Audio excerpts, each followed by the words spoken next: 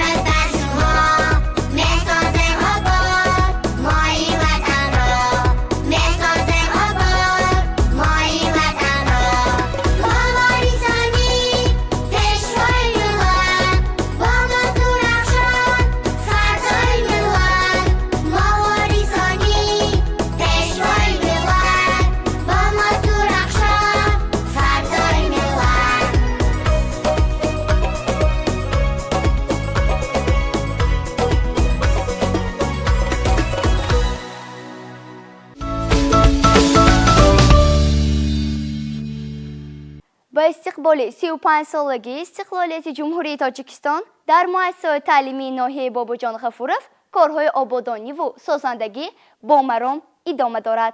با استفاده دادن چند انشاءات نو در پیشرفت ساحه زمینه‌های خوب گذاشت. رشد زینه تحصیلات تا مکتبی یکی از هدف‌های اساسی دولت و حکومت میباشد.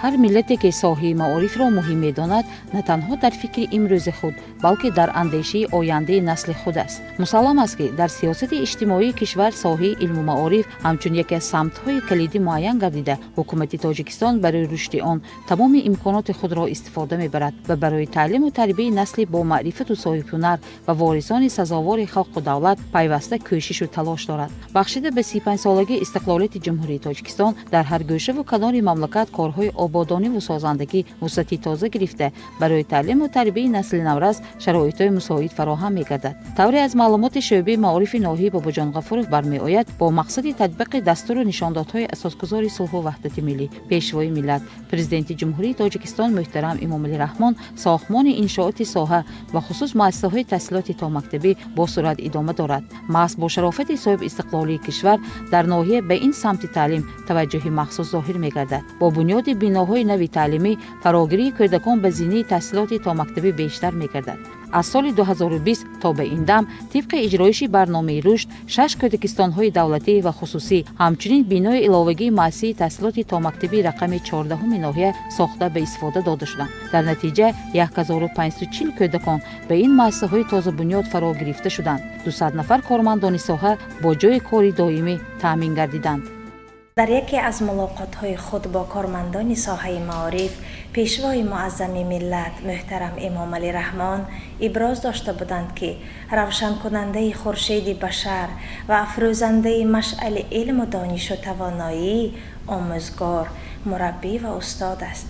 این سخنان ما را وادار می سازد که ما مربیان از سیاست خردمندانه و معارف پرورانه پیشوای ملت روح بلند گردیده کوشش نماییم تا صفت تعلیم و تربیه را باز هم بلند برداشته کودکان را در راهیه وطن دوستی و وطن پروری، خویشتن شناسی و خلق آموزی، احترام ارزش‌های ملی و مهنت دوستی تربیه نماییم. در ناحیه باباجان غفورов 40 عدد مؤسسه‌های تحصیلاتی تا مکتبی از جمله 25 دولتی، 11 خصوصی و 4 تابع تشکیلات و مؤسسه‌ها فعالیت می‌برند. تعداد عمومی تربیت گرندگان 7342 نفر، در 119 گروه مرکز انکشاف کودک 2616 نفر بچه‌ها، همگی 9984 نفر کودکان به زمینه تحصیلات تا مکتبی جلب کرده شدند. مربی آموزگار در محور ساحه معارف قرار دارد و سطح و صفت دانش شاگردان و تربیت شایسته آنها محض به دانش و تجربه، ملکه و مهارت کسبی، اصول تعلیم و دیگر پهلوهای فعالیت شخصی آن وابستگی کلان دارد. با مقصد پهن نمودن تجربه مربیان پیشقدم، نوآوران و ایجادکاران بین کارمندان همساله در کشور آزمون جمهوری مربی سال دایر می‌گردد. سال از سال صف اشتراکچیان در این آزمون بیشتر می‌گردند. احوال در ناحیه دوره منطقوی آن جریان دارد. مربی مؤسسه تحصیلات تا مکتبی رقم 3 جماعت خسته‌ورز ناحیه میژگان رحیمова یکی از آنها میباشد. او در گروه آمادگی به مکتب مؤسسه تحصیلات تا مکتبی رقم 1 ناحیه مشغولیت خوانش بدیعی را در نزد هیئت حکمان گذرانیده تصمیم گرفت با استفاده راه و اصول معاصر تعلیم موضوع را به تربیت گرندگان فهماند.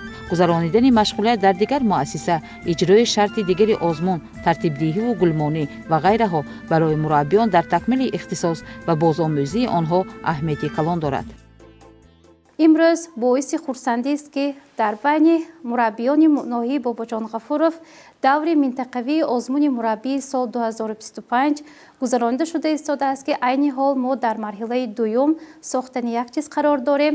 این روز از روز با واسطه تکنولوژی، ترقیات تکنولوژی و تکنیک‌های اطلاعاتی ما مربیان را ضرور گردانیده ایستاده است که مشغولیت را باز هم رنگارنگ و باز هم پر از عیانیت‌ها و جانناک گذرانیده باشیم تا آنکه نسل آینده ملت در روحیه وطن دوستی، خویشتن شناسی، تربیه و کمال یابند.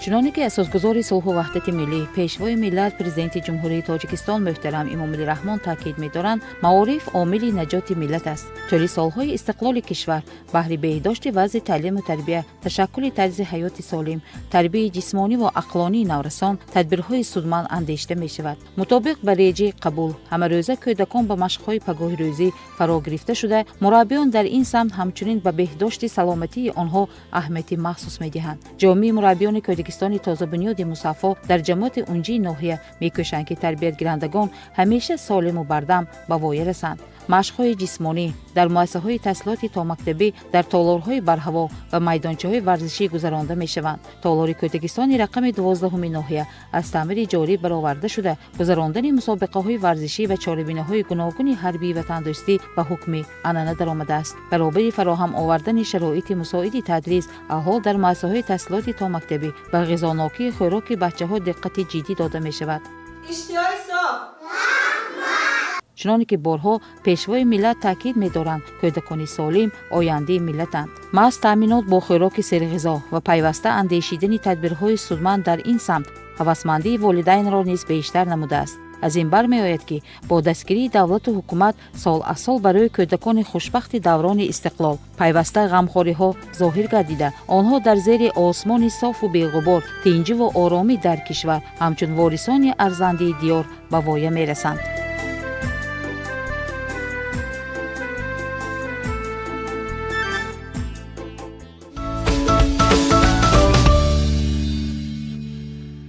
چنانکه اساسگزار صلح و وحدت ملی، پیشوای ملت، پرزیدنت جمهوری تاجیکستان محترم امامعلی رحمان بارها تاکید می‌دارند کودکان آینده ملتند. بنابراین برای بلند برداشتن سطح و صفت تعلیم در کودکستان‌ها شرایط‌های مساعد فراهم آورده می‌شود.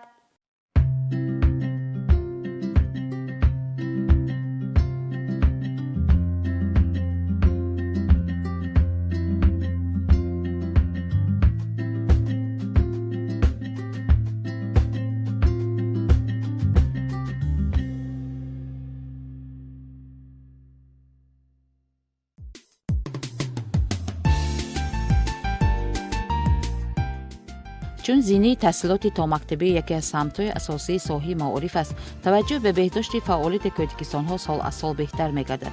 قبول شدن چند برنامه‌های تعلیمی و تطبیق همه‌جانبه آن بهر رسیدن به دستاوردهای نوی ساحه زمینه‌های خوب گذاشت. پیام نوبتی اساسگزار صلح و وحدت ملی پیشوای ملت پرزیدنت جمهوری تاجیکستان محترم امامعلی رحمان به مجلس عالی جمهوری تاجیکستان مسئولین ساحه را موظف نمود که نسبت اجرای رسالت کسبی مسئولیت جدی را احساس نموده راه و اصولهای معاصر تعلیم را بیشتر استفاده نمایند. به خصوص بهر جانا کردن روند آموزش زبان‌های خارجی در مؤسسه‌های تحصیلات تا مکتبی ناحیه باباجان غفورov توجه مخصوص ظاهر کرده شد. آموزگار صاحب تجربه مؤسسه تحصیلات تا مکتبی رقم 9 ناحیه باباجان غفورov صداقت عطایeva به تربیتگرندگان کودکستان زبان روسی را می‌آموزاند. در مؤسسه مذکور برای تعلیم و تربیت بچه‌ها شرایط‌های مساعد فراهم آورده شده. گروه‌ها با عینت‌های خوانش پر تامین کرده شدند. هفته 2 مرتبه کودکان زبان‌های روسی و انگلیسی را می‌آموزند.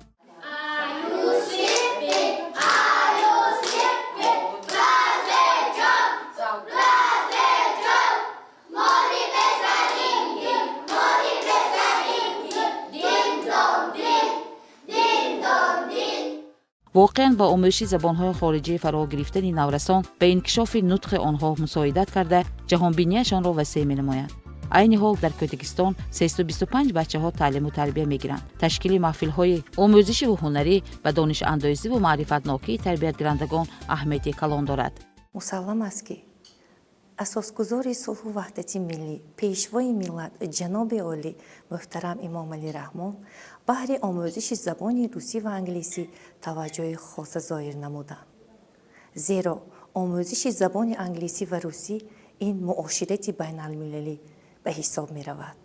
همزمان در مؤسسه تحصیلاتی تا مکتبی رقم 9 در ناحیه باباجان غفورov به نام شراره دو گروه زبان روسی فعالیت می‌برد. همزمان در گروهی که مشغولیتشان با زبان تاجیکی میباشد هفته 2 مرتبه مشغولیت زبان روسی و انگلیسی به راه مانده شده است.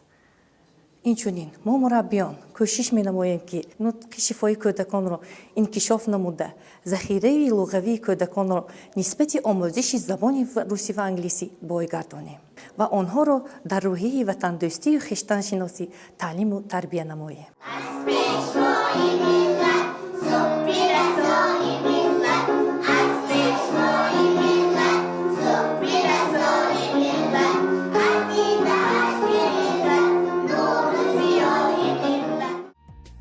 در تالار زیبا و آراسته مؤسسه گلدختران گروه آمادگی به مکتب مشغول آموزش هنری رقص بودند. مربیان کودکستان با راهبردی راهبری موسیقی و خوشحالی نوبتی آمادگی داشتند. صدای موسیقی و مهارت جالب این دوستان توجه ما را به خود کشید و خواستیم لحظه مشق آنها را ثبت نماییم.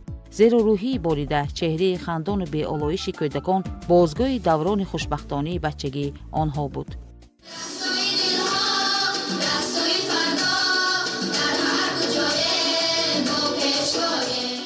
توجه دولت و حکومت نسبت تعلیم و تربیت کودکان و بهداشت سلامتی آنها پیوسته است. باعث ذکر است که در مؤسسه‌های تعلیمی ناحیه باباجان غفورov برابر کودکان سالم و بچه‌های امکاناتشان محدود نیز اهمیت مخصوص داده می شود. عین حال در چند مؤسسه‌های تحصیلاتی تا مکتبی ناحیه گروه‌های علاهیده عمل می‌کنند که محض چنین کودکان را به تعلیم و هم پرستاری و غمخواری فرا گرفتند. در مؤسسه تحصیلاتی تا مکتبی رقم 10 جماعت خسته‌ورزی ناحیه با تربیتگرندگان امکاناتشان محدود مشغولیت تعلیمی گذرانده می شوند. همچنین آنها به بازی‌های سرحرکت، مشق‌های جسمانی و معرفتی جلب گردیده از عهده اجرای سپارش‌های مربیان آنها به خوبی می‌برآیند. شرایط مساعدی که در این مؤسسه فراهم گردیده است، والدین را نیز بی‌طرف نگذاشته است. در این سمت آنها با مؤسسه همکاری خوب دارند. در مؤسسه تحصیلات تا مکتبی رقم 22 جماعت زرزمینی ناحیه زیاد از 10 نفر کودکان امکاناتشان محدود این محل به تعلیم و تربیت و مشق‌های سالمگردانی فرا گرفته شدند. با آنها متخصصان ورزیده مشق نموده در بهداشت صحتی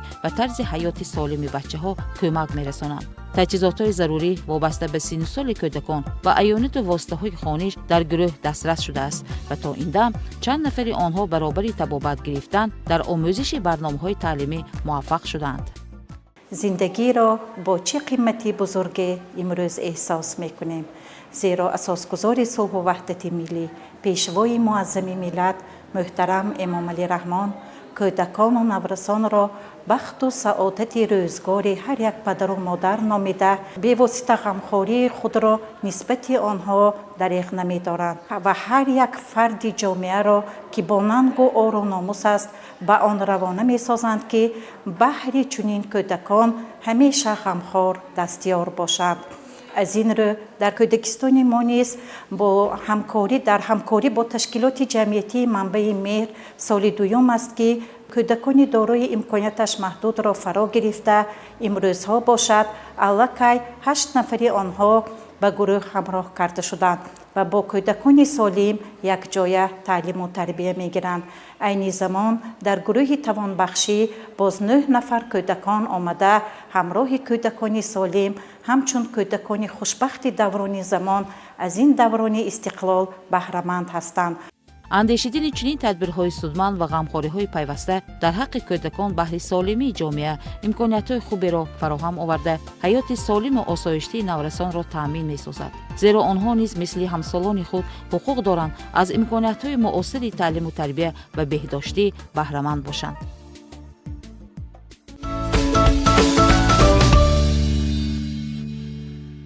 در مؤسسه‌های تحصیلاتی تا مکتبی ناحیه باباجان غفورов با تعلیم و تربیه کودکان اهمیتی مخصوص داده می شود. مربیان هنگام مشغولیت از اعانیت‌ها و واسطه‌های معاصر تعلیم ثمرناک استفاده می‌برند.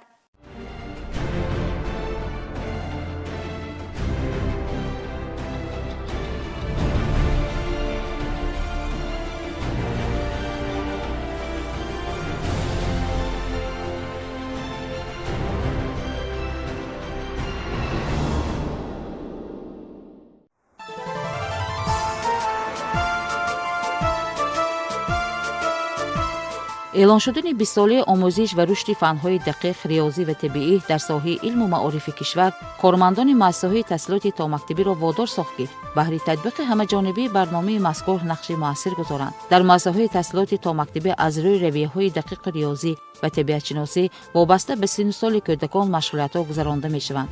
мураббии соҳибтаҷрибаи муассисаи таҳсилоти томактабии рақами 14 ҷамоати дадобои Холматови ноҳии Бобоҷон Ғафуров Зӯҳро Раҳматова ҳангоми гузарондани машғулияти тасаввуроти оддитарини математикӣ усули фаъоли таълимро самаранок истифода мебарад. тарбиятгирандагони гурӯҳи омодагӣ ба мактаб ин машғулиятро хеле дӯст медоранд ва дар раванди он фаъолона ширкат меварзанд.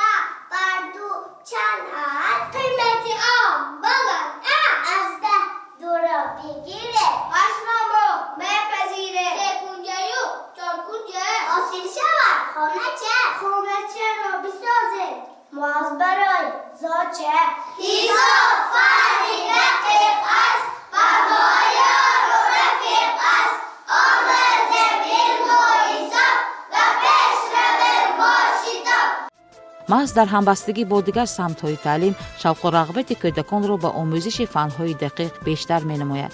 ҳангоми ҳалли мисолу масъалаҳо ё шиносоӣ бо шаклҳои геометрӣ мураббия мекӯшад ки ба бачаҳо онро тавассути бозиву машқҳои гуногуни ҷисмониву зеҳнӣ омӯзонад. барои дар сатҳи зарурӣ гузарондани машғулияти ҳисоб вобаста ба мавзӯи аёният ва маводҳои хониш омода карда шуданд ки ин омил дар беҳдошти сатҳу сифати таълим мусоидат мекунад. дар муассисаи мо низ оғозан аз солҳои таҳсил баробари омӯзиши фанҳои адабиёт ва санъат омӯзиши фанҳои риёзӣ низ ба роҳ монда шудааст. дар гурӯҳҳои омодагӣ ба мактаб дар як ҳафта 2 маротиба машғулияти тасаввуротҳои оддитарини математикӣ гузаронида шуда, дар он кӯдакон ба шаклҳои геометрӣ, ранг, миқдор, бузургӣ, тасаввуротҳои фазоӣ ва вақт, шакли ашё шинос мешаванд. шуморидан, ададу рақамҳо аз 0 то 20 ва баръакс тартиб додани мисолу масъалаҳоро меомӯзанд. мо мураббиён кӯшиш менамоем ки сатҳу сифати таълиму тарбияро баланд бардошта, кӯдаконро дар рӯҳияи ватандӯстӣ, худшиносӣ ва худогоҳии миллӣ ва эҳтироми арзишҳои миллӣ тарбия намоем. дар беҳдошти раванди таълим нақши мураббӣ омӯзгор бисо калон аст. дар муассисаи мазкур ба тавсеяи малакии кории кормандон бахусус мутахассисони ҷавон аҳамияти махсус дода мешавад. бо истифода аз фурсати муносиб онҳо ба омода кардани аёният, маводҳои ороишӣ ва маҳсулоти дастсохт машғул мешаванд ки ин ҳам ба пешрафти фаъолияти муассиса, обуду зебо кардани беруну дохили гурӯҳҳо мусоидат мекунад. ба ин васила мураббиён ба эҷодкорию навоварӣ рӯй оварда тахайюлоти худро рангинтару ғанӣ мегардонанд.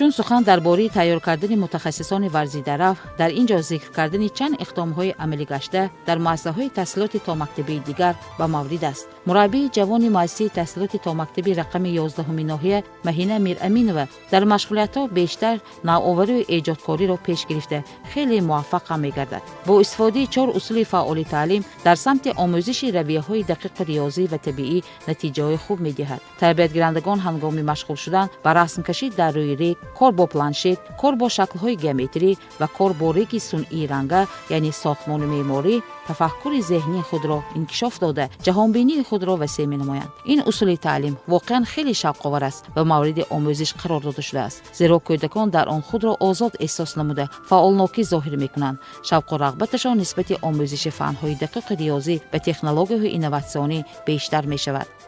من امروز در مشغولیتم 4 اصول فعالی تعلیم را استفاده بردم که آن هم شکل‌های گیومتری، کار با پلنشت، کار با گل صنعی و رسمکشی در روی گل می باشد که کودکان من آن را فعالانه از خود نمودند. مقصد گذراندن این مشغولیت از آن عبارت است که کودکانم را در روحیه وطن دوستی، خویشتن شناسی تربیت نمایم. эълон шудани соли 2025 соли байналмилалии ҳифзи пиряхҳо яке аз тадбирҳои муҳим аст ки тарғибу ташвиқи он кӯдаконро аз овони хурдсолӣ бо неъматҳои табиат, ҳифзи он шинос менамояд. ташкили гӯшаи экологӣ дар муассисаи мазкур маҳз ба ҳамин хотир аст. Таҷикистон нажрушни дом большой сивьё, живьем мивьё, кажу все это родина моя, счастливою мечтаю видеть хочу ее я. ای وطنی جانی من درگاه احسانی من مهری صفات فزود در نمک و نانی من ما تاجیکان یک عالم جمع او پریشان با همه در این زمین فیض با افیض مهرش خورمه баландбардоштани маърифати экологӣ дар муассисаҳои таҳсилоти томактабӣ яке аз талаботҳои асосии барномаҳои таълимӣ маҳсуб меёбад. бо мақсади татбиқи ҳамаҷонибии иқдомҳои пешгирифтии ҳукумати ҷумҳурӣ ва ташаббусҳои байналмилалии кишварамон дар муассисаҳои таҳсилоти томактабии ноҳияи Бобоҷон Ғафуров корҳои зиёде ба субут мерасанд. мураббиёни муассисаи таҳсилоти томактабии рақами 3-юми ҷамъияти хистоварзи ноҳия мекӯшанд ки кӯдакон дар бедор кардани завқи зебоипарастӣ ва ҳифзи муҳити зист, тарбияи экологии онҳо бо ташкили машғулияту хушҳолиҳои маърифатӣ саҳми арзанда гузоранд. аз ин ҷост ки ҳар як машғулияти шиносоӣ бо муҳити зист дар муассиса дар сатҳи баланд гузаронида мешавад, зеро маҳз ин дӯстроекон дар оянда метавонанд дар обуду сарсабз нигоҳ доштани маҳалли худ нақши муҳим гузоранд ва доштани маълумотҳои муфиди экологӣ, ҳамчунин шиносоӣ бо табиати зебои диёрамон, неъматҳои табиат ва бойгариҳои он барои наврасон аҳамияти калони тарбиявӣ дорад. ташкили гӯшаҳои китоб низ маҳз бо ҳадафи баланд бардоштани маънавиёти дӯстроекон нигаронда шудааст. کتابро من دوست دارم کتابی بسیار دارم کتاب رنگین و زیبا شوق‌آور و گوار است اگر بسیار بخوانم به مشکلی نمانم از کتاب‌های بسیار شوم دانا و هوشیار баробари омӯзиши фанҳои таълимӣ ки он дар муассисаҳои таҳсилоти томактабӣ 17 номгӯйро ташкил медиҳад. мураббиён ба ҳунару ҳунаромӯзии тарбиятгирандагон низ диққати махсус медиҳанд. фаъолияти маҳфили дастони моҳири кӯдакистони мазкур яке аз маҳфилҳои намунавӣ мебошад. гулдухтарон дар он машқи дӯзандагиву гулдӯзӣ, бовандагиву кашидидӯзӣ мекунанд. маҳорату истеъдоди дӯстдоракони маҳфил дар чорабиниву ҷамъиятҳои ноҳиявиву вилоятӣ муаррифӣ шудаанд, ки ҳар як нафар аз дидани ҳунаромӯзии ин хурдсолон ба ваҷд меояд. علم و هنر آموزم، کسب مادر آموزم، کسب اجدادانی خود البته می آموزم.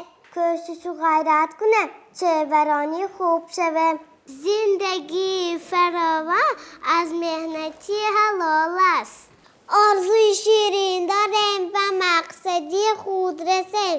مهنت تلاوتیم و شأن شرافتیم و فراز جاودانی بخت و سعادتیم و همی باشد مهنت دانش که به آبرس. аз фароҳам будани чунин шароитҳои мусоиди илмуомӯзиву ҳунаромӯзии кӯдакон бо ифтихор зикр кардан ҷоиз аст, ки истиқлолият воқеан дастовардҳои беназиро дар ҳами самтҳои соҳати кишвар сазовор гардонид. зеро ин ҳама ободиву созандагиҳо ба хотири ояндаи дурахшони насли навриси имрӯз аст.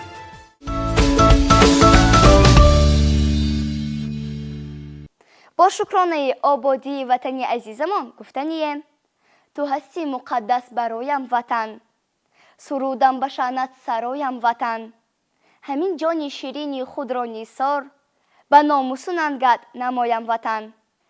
барномаи навбати шукуфаҳои истиқлол ба интиҳо мерасад. беҳтарин хушҳои зиндагӣ насибатон бод. хайр азизон.